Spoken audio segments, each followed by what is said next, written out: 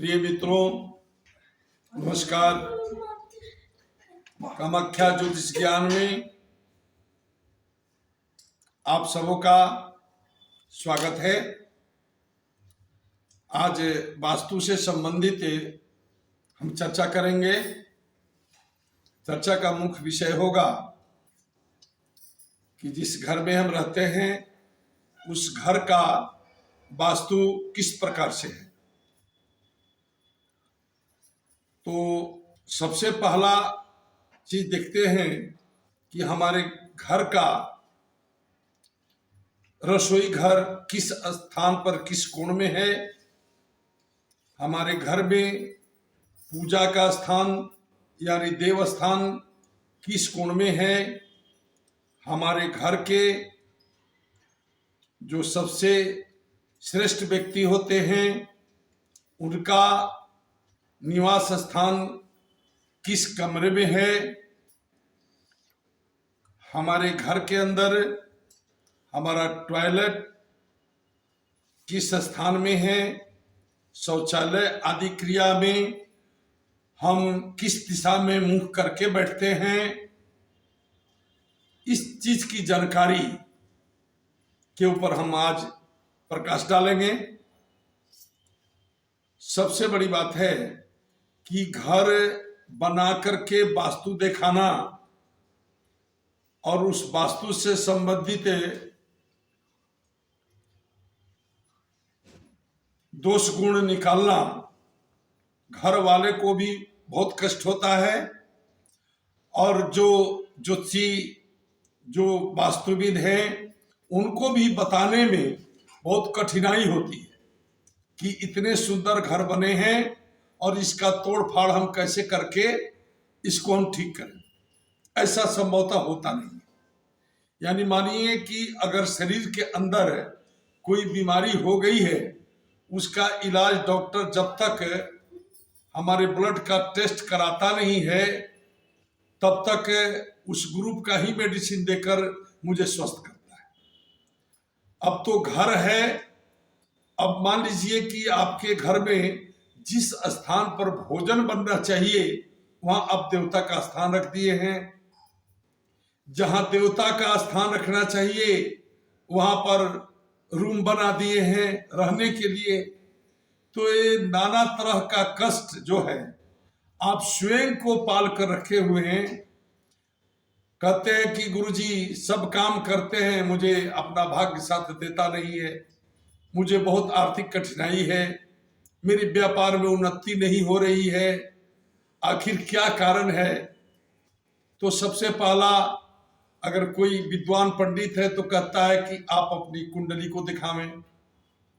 कुंडली देखने से पता चलता है कि आपके सभी ग्रह आपके पक्ष में हैं, आपकी दशा महादशा सब आपके पक्ष में है, कोई अरिष्ट तो है नहीं, फिर भी ऐसा क्यों होता है। तो इसका सबसे बड़ा कारण है कि जिस घर में हम रहते हैं, जिस घर से हम रहकर भोजन करके, जिस घर में रहकर भगवान की पूजा करके निकलते हैं, वहीं से हमारा जो दोष गुण है वो मेरे साथ है, जिससे मुझे कोई भी कार्य करने में सफलता नहीं मिलती है। इसके विषय में मैं आप सबों को सरल तरीका से सरल सुझाव देना चाहता हूं कि घर के उत्तर और पूर्व का जो कोण होता है उसे नॉर्थ ईस्ट कहते हैं। उस नॉर्थ ईस्ट के कोण में वह शंभु स्थान है यानी देव स्थान। वहां पर आप अपने घर का पूजा कक्ष बनावें, वहां भगवान की आराधना पूजा करें। आपके घर में सकारात्मक ऊर्जा का प्रवेश होगा और नकारात्मक ऊर्जा अपने आप समाप्त हो जाएगा। नंबर 2, जे पूर्व दिशा से, पूर्व और दक्षिण दिशा के कोण पर, जिसे हम अग्नि कोण कहते हैं, वो अग्नि कोण जो है उस जगह पर आप अपना रसोई घर बनावें, उस रसोई घर में ये भी ख्याल रखें कि मैं भोजन जो बनाता हूं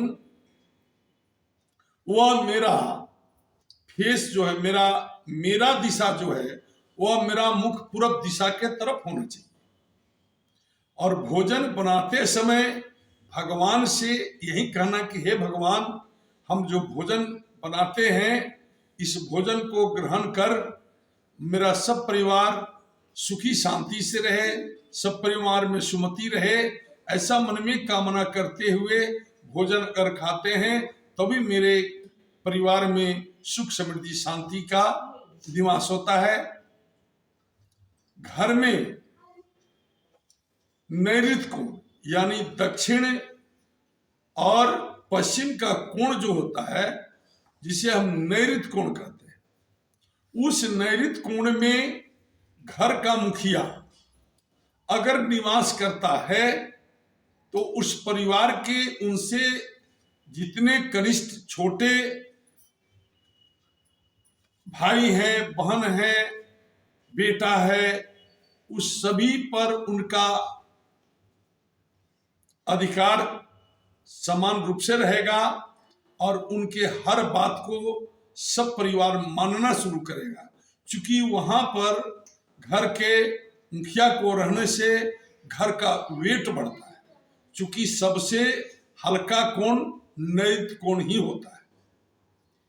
इसलिए उस कोण पर घर का मुखिया का ही निवास स्थान है। अगर उस निवास स्थान के बाद पश्चिम दिशा में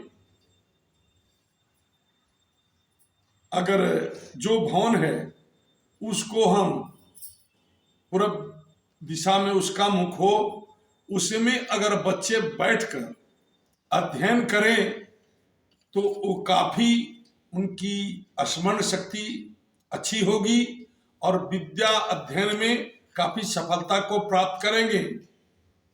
यही कुछ मुख्य तथ्य है वास्तु से संबंधित। वास्तु के अंदर तो बहुत कुछ है जिसको अलग अलग पृथक पृथक